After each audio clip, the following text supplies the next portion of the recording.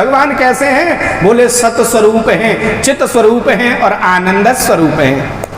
कैसे हैं भगवान? सतानंद है भगवान। आदि मध्यांत हीनाय निर्गुणाय गुणात्मनाम सर्वेशामादि भूताय भूते पूषा वचे स्वनु। भगवान कैसे हैं? बोले सत स्वरूप हैं भगवान। सत क्या है? बोले सत कहते हैं अविनाशी को, जो कभी नष्ट नहीं होता हो, ऐसी वस्तु केवल एक ही है, वो है भगवान। संसार में अपने इन चर्म चक्षुओं से आप झांक करके देख लेना, पूरी दुनिया में जहां तक आपको दिखाई दे, आप अपनी इन चर्म चक्षुओं से देखना, इन आंखों से देखना, जो भी दिखाई देगा वो सत नहीं हो सकता है। जितना भी दिखाई देगा वो सत नहीं होगा। सत तो केवल एक ही वस्तु है, एक ही चीज है, वो है गोविंद, वो है भगवान। सत्स्वरूप है भगवान। और कैसे हैं? बोले भगवान चित्त स्वरूप हैं। उमा कहो मैं अनुभव अपना, सत हरि भजन जगत सब सपना।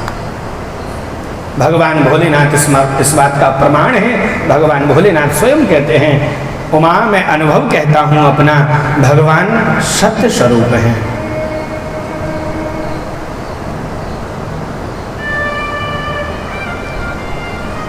और कैसे हैं? बोले चित्त स्वरूप हैं भगवान, प्रकाश स्वरूप हैं। अंधेरे में यदि हमें कोई वस्तु चाहिए तो हमें प्रकाश की आवश्यकता पड़ती है, लेकिन उस परमात्मा को कभी किसी से प्रकाश लेने की आवश्यकता नहीं पड़ती। परम प्रकाश रूप दिन राती, नहीं कछु चाहिए दिया घृत बाती। परम प्रकाश स्वरूप भगवान, जिसे कभी किसी से प्रकाश लेने की आवश्यकता नहीं पड़ती है। स्वयं सूर्य और चंद्रमा भी जिसके प्रकाश से प्रकाशित होते हो, ऐसे हैं वो भगवान प्रकाश स्वरूप। भगवान कैसे हैं? बोले भगवान सत स्वरूप हैं, भगवान चित स्वरूप हैं, प्रकाश स्वरूप हैं, भगवान आनंद स्वरूप हैं।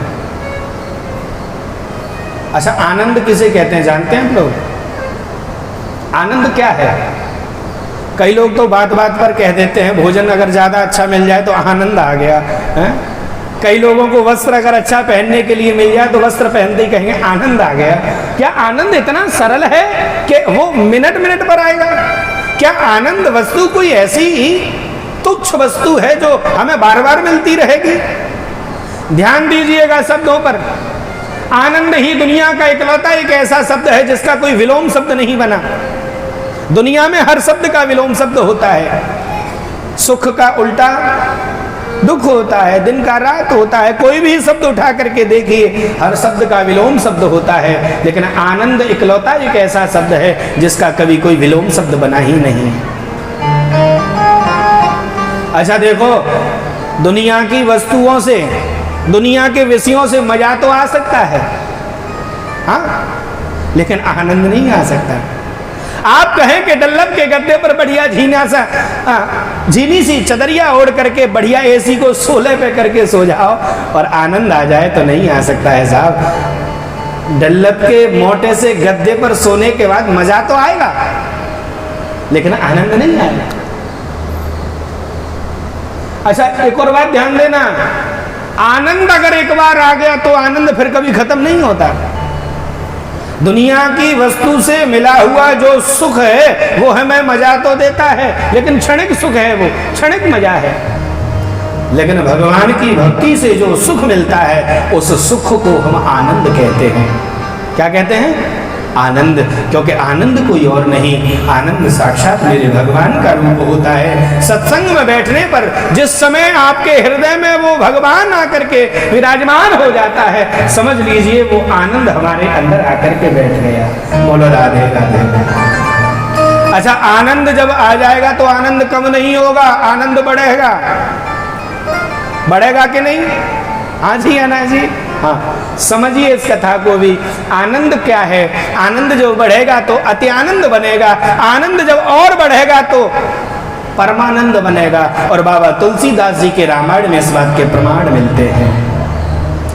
आनंद क्या है? कौन है आनंद? बाबा तुलसीदास जी के रामायण से सुनिएगा। जो आनंद सिंधु सुख राशि, जो आनंद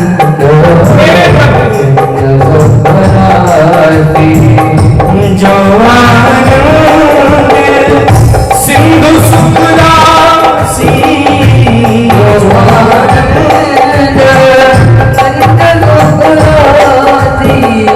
सीकर लोक सुभासी, सीकर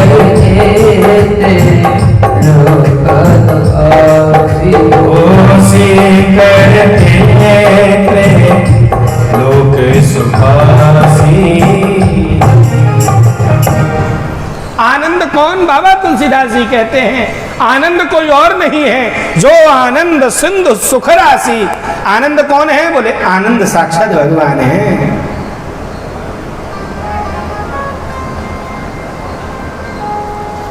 साक्षात कृष्ण, साक्षात राम का जो स्वरूप है, साक्षात ब्रह्म जो है, साक्षात भगवान जो है, वही आनंद है। भगवान प्रभु परात्पर श्री राम का जब जन्म हुआ, बाबा तुलसीदास जी कहते हैं हर्षित जहते हैं ढाई राशि, आनंद मगन सकलपुर वासी। समझिए कथा को। जब भगवान प्रभु श्री राम का जन्म हुआ और अवध के लोगों को जब पता चला, दासी ने जाकर के जगह जगह कहा कि राम बालक पैदा हुआ है, दशरथ जी के बेटा पैदा हुआ है, दशरथ जी के बेटा पैदा हुआ है। जहां जहां ये खबर गई, सब लोगों को बड़ा आनंद हुआ। क्या हुआ? आनंद हुआ। समझना, भगवान प्रभु श्री राम जब केवट के पास में पहुंचे, अच्छा भगवान के बारे में सुना, तब आनंद हुआ। और केवट ने जब चरणों को धोया, बाबा तुलसीदास जी बड़ी सुंदर चौपाई लिखते हैं, क्योंकि अब तो भगवान का स्पर्श भी हो रहा है ना। पहले तो केवल सुना था, सुनने पर आनंद आया, स्पर्श करने पर तो आनंद बढ़ेगा। हाँ जी या ना जी? हाँ, बाबा तुलसीदास जी सुंदर चौपाई लिखते हैं। अति आनंद उमगे अनुरागा, चरण सरोज पखारने लगा। चरणों को जब केवट धो रहा था, भगवान एक चरण को धुलवा रहे हैं, एक पैर से खड़े हुए हैं, केवट चरणों को धो रहा है।